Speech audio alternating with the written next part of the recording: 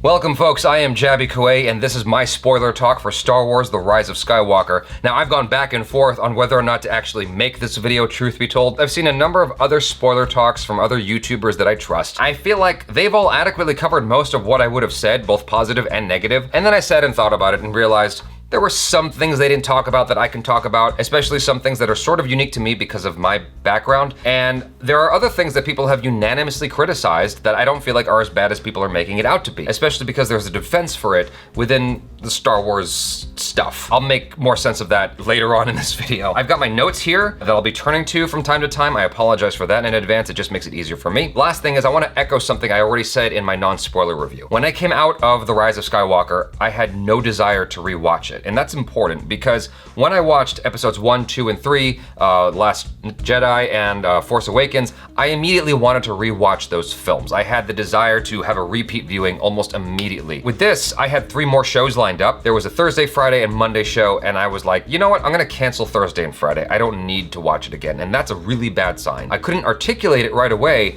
but something felt amiss. Something was off. It took me time to fully realize all the things that I didn't like about it, because the more I sat and thought about The Rise of Skywalker, the less I liked it. I kept my Monday show because it's in IMAX, and that is a fundamentally different experience. It's a spectacle of a film still. Whether you like it or not, it's still a visual treat. And so I thought in IMAX, it'll be worth it. The one word everybody has been using to describe The Rise of Skywalker is messy. And I agree, it is messy, but that's because the process of getting it made was very, very messy. In that idea, in that notion, a lot of people are saying, well, I don't blame J.J. Abrams. He was, working with what he had.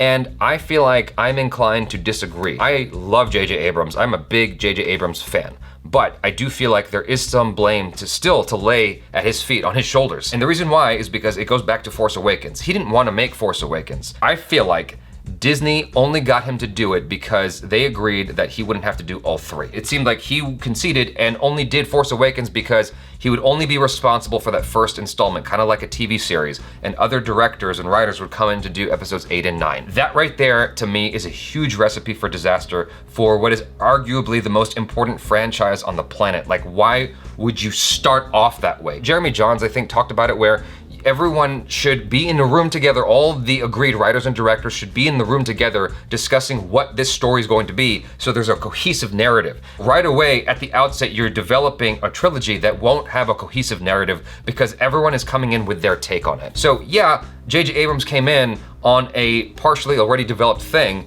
and he's having to rework this mess of a situation, but in part, he is responsible for the mess that was created. That's all I'm trying to say. All that being said, with everything they showed us in The Rise of Skywalker, I feel like there's a better movie there that was possible. Even with all the problems that arrived because of The Last Jedi and whatever, all the backlash, them trying to course correct, with what they showed us in The Rise of Skywalker, I feel like there's a better movie there that they could have made if they had taken a little bit more time with it. I feel like even if you needed another year, I think fans would have been fine. If you wanted to release it in 2020 instead of 2019, if you told fans, we want to get this right, we want to give you the best final installment possible, I feel like people would have been like, you know what, this is frustrating that we have to wait longer, but we will make it the best thing possible before it's released and not rush it. So a big complaint that people have had is that the new Star Wars trilogy feels very derivative. I don't actually take issue with that. George Lucas said in the behind the scenes of the prequels that the Star Wars stories are like haikus. Ideas repeating is like, it's like poetry through these stories. The Emperor coming back, even though that probably wasn't always part of the plan, that was always in George Lucas's treatment of the episodes 7, 8, and 9. He was always intending to bring the Emperor back in some way. That, in a sense, was always part of the plan, but I don't think it was part of the new plan where they didn't include George Lucas as an advisor. Right from the beginning of the movie, I had an issue. The dead speak! Exclamation mark! I was giggling, and I shouldn't be giggling at the opening scroll of a Star Wars movie. That has never happened to me before. Maybe that is consistent with the tone established from previous Star Wars films, but I have never laughed at an opening scroll before. So after that, it pans down to the planet, cuts to Kylo Ren is cutting down all these soldiers, and that fight scene right there isn't a fight scene. It's a montage of him slaughtering a bunch of people to get to the holocron. That to me speaks to the overall lack of creativity with J.J. Abrams and Star Wars fight scenes, which really, really frustrates me. I expressed this with regards to The Force Awakens, and I'm expressing it again here. The fight scenes suck. They're not interesting to watch. I'll dive a little bit more into that if you will bear with me. In the original trilogy, it was all driven by the emotional stakes. With the prequel trilogy, it was all driven by cool choreography. The Phantom Menace had emotional stakes with Qui-Gon Jinn and Obi-Wan fighting Darth Maul, but then after that, it was just like fancy for the sake of being fancy. It was getting absurd. The fight scene in Revenge of the Sith was just so long and so ridiculous and not emotionally driven until the very, very end when he's like, "You were supposed to be the chosen one." That was the only time there was emotional stakes involved. But otherwise, it was just like endless nonsense with the choreography. And so what J.J. Abrams did with The Force Awakens was he threw all of that out. Instead of finding a hybrid of emotional stakes and cool choreography, it was just emotional stakes. Why wouldn't you add cool choreography to that? At least with The Last Jedi, we got a nice little fight scene with Kylo Ren and Rey fighting all the, I don't know what they're called, but the soldiers in Snoke's room. That was a neat fight because it was a very interesting choreography. It was interesting the way it was shot, at least compared to The Force Awakens. With The Rise of Skywalker, we went right back to what we did in The Force Awakens, which is, it's just emotionally driven, it's just stakes driven, as opposed to having cool choreography, which it's like, why wouldn't you? Why not have that? You've got lightsabers. Why not have a badass lightsaber fight like we've seen in the Blur Studios cutscenes and whatnot? There is so much that you can do here that you're not doing. So something I said earlier in this video was that there is a good movie here that was possible that just wasn't done. With all the things they wanted to do, it's fine. They could have still done it and had a better movie. In my opinion, a better opening for the film would have been, instead of seeing this slaughter of him going for the holocron, he's already got the holocron. We don't care how he got it. Somehow he got it. He's already got it and he's in his ship going towards the Sith secret planet thing. And it's guarded by a bunch of other ships because he's deftly, fighting all these other defenses until he gets into the planet, and then he has to fight soldiers on the ground, so you still have that fight scene, and it's a cool choreography before he gets into the temple, as opposed to just showing up and no one's guarding this shit, he just walks in. That would have been a more interesting introduction to the secret Sith planet. It may have raised questions about how he was able to get in there, but to me, Kylo Ren is supposed to be a super powerful dude, so it makes sense that he would be able to do this. I feel like the reveal of the Emperor at the beginning was way too quick. It wasn't even a surprise, it just kind of happens, and you're like, oh, well, there's the Emperor. It didn't take its time with revealing his face or anything like that, and I feel like that could have been done a little bit more tastefully, a little bit more slowly and patiently, but like, this film is not a patient film. It's cramming, as everyone has said, multiple films into a single film. That first hour, as I mentioned in my non-spoiler review, is just like super blitzed, super rushed. The big problem with that first hour of the film being rushed is that there's no real narrative there. The comment that a lot of people have said is that it feels like a video game where it's like a fetch quest going from one thing to the next. I gotta do this thing over here to get to this thing over here. That's true, I feel the same way. It's almost like a magician trying to distract you. Like, if we just keep moving, maybe you won't notice that this isn't good. The narrative didn't really start until after the end of that hour of nonsense. Then that brings us to the Death Star with the knife thing.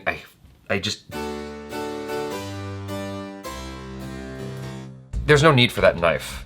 The way they did that. You're just inventing powers on the fly with what the Jedi can do. To me, there should have been a way that Rey could have siphoned this memory of where that crystal is off of the dead body. I don't know, or off of the knife. The powers were just like being made up on the fly to the convenience of the plot. That Force Skype thing, that Force FaceTime thing, I've always hated that. I never liked it when it was introduced in Last Jedi, and then when they used it here and they just went even deeper with it and leaned in more, I hated it. I know that most people don't take issue with it. I do. I forget which reviewer said this, but they mentioned how the original Star Wars trilogy was funny because the actors were so serious. They were serious in their delivery of dialogue, whether it was ridiculous or not. That's what made it amusing. Whereas here, it felt like kind of winks at the camera, like, haha, ribbing. With Rey meditating, she's like, you're with me, you're with me, you're with me, you're not with me, and then the rocks fall, or whatever it is. Like, I hated that.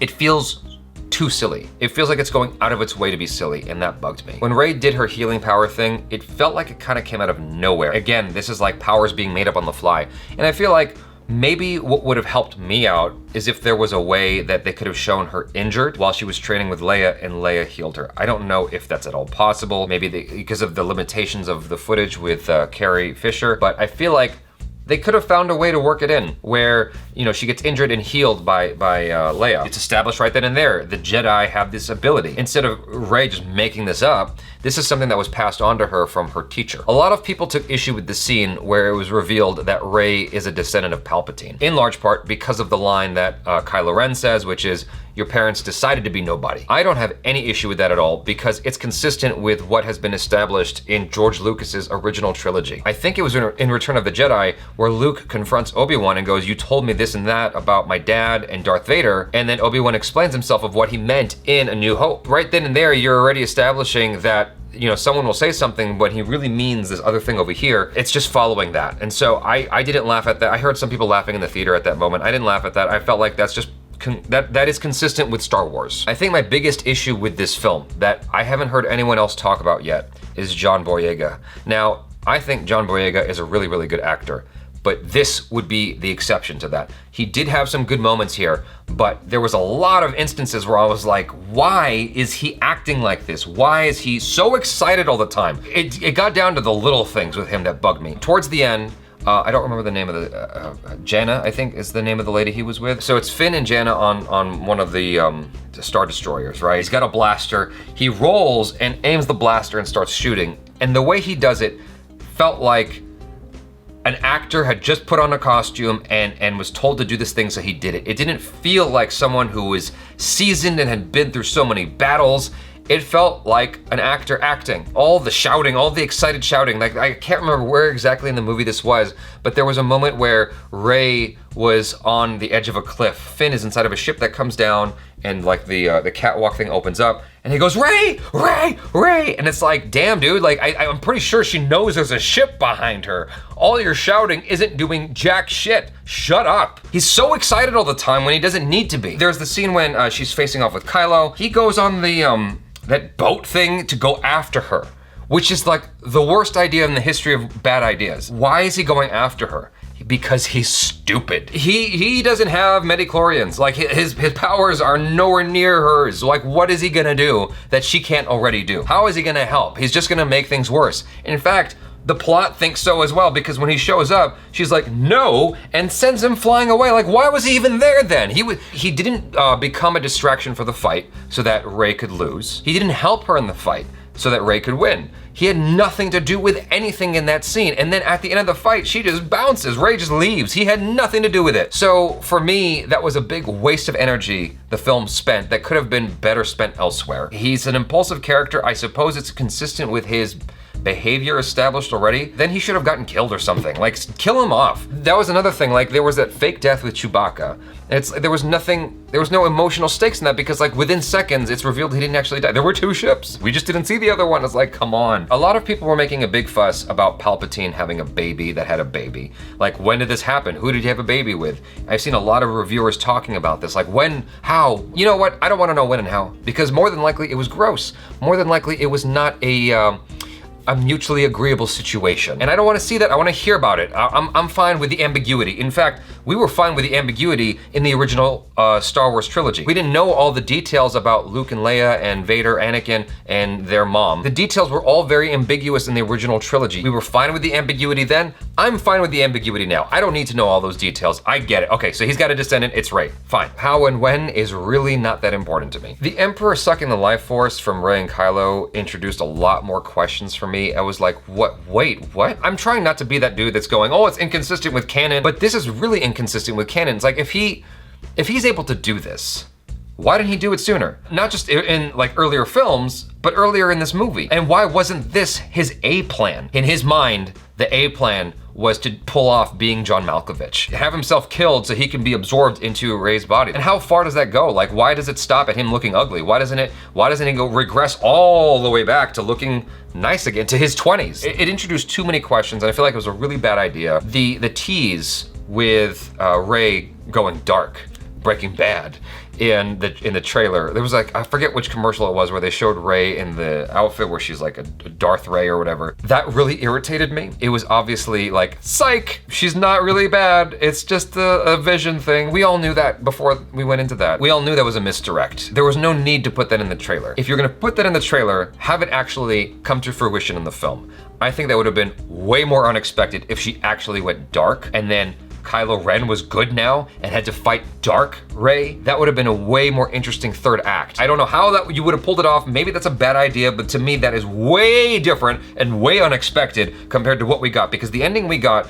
was very, very predictable. If you were to just write a synopsis of what this film would have looked like while including the Emperor, it pretty much goes how you expect it to go. It doesn't take any like unexpected left turns. And an unexpected left turn would have been Rey gives in. For whatever reason, she gives in. Over the course of the film, we see that maybe she is gonna give in to the dark side. Maybe there's something like in her that hasn't been resolved properly, like Anakin. And she gives in when Kylo comes out of it into the positive, and then he ends up being the good guy having to fight. You know, that would have been more interesting to me. I'm still very confused as to why the Emperor's A plan wasn't the whole time to absorb their energy. Now, going with the idea that I just expressed a moment ago, where Rey goes bad and Kylo's good and has to fight her, there's huge stakes in that, because this is someone he has affection for that saved him. There's so many stakes involved in him having to fight her now. And then when he cuts her down, he can use his life-saving force, right? And bring her back to life, which takes all the life out of him or whatever. And they still have that kiss at the end like J.J. Abrams had. Basically what it comes back to is you could still achieve a lot of the major beats you wanted to achieve with this film if you just took different steps here and there, and also let it breathe a little bit more. Let the film be a little bit longer. I feel like if this film was 3 hours, people would watch it. People are still gonna go out in droves to watch it. By cutting it down to the shortest runtime possible, what that says to me is you are trying to just crank this shit out. You're trying to get people in and out of the theater as fast as possible to maximize your dollar. Whereas with Endgame, you allowed it to, Disney allowed that to take its time and really tell its story. Why not this as well? That would have helped a lot to just allow this film to breathe a little bit more. Even if you want to keep your dumb fetch quest, let the film breathe a little bit more. Let us spend more time with the characters, actually having a discussion, talking, getting to know them a little bit better. This has just been like running from one thing to the next until the very end of the movie. Anyway, those are my feelings. And the biggest disappointment for me isn't so much that this is a bad trilogy, that this isn't consistent with canon. The biggest disappointment for me is that there was still the potential for a really good film here. They didn't pull off what they could have easily pulled off, or I shouldn't say easily, but what they could have pulled off given what they wanted to do, given how they wanted to explore this movie. You could still do it and have a better film, and they didn't do it. So those are all my feelings. Hopefully you guys enjoyed some of that discussion. Thanks for hanging out. I'm Jaby Koay. Peace out.